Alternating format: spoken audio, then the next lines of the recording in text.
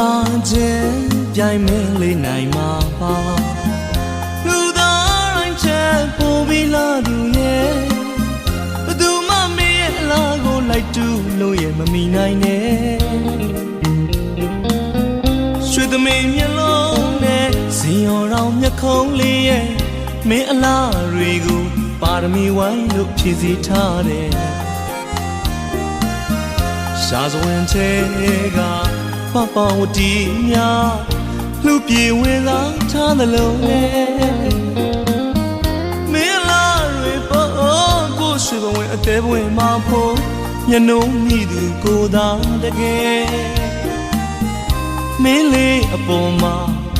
ကိုချစ်တွေရဲ့မြေမို့တောင်ထက်အစတရားသာလုံးနဲ့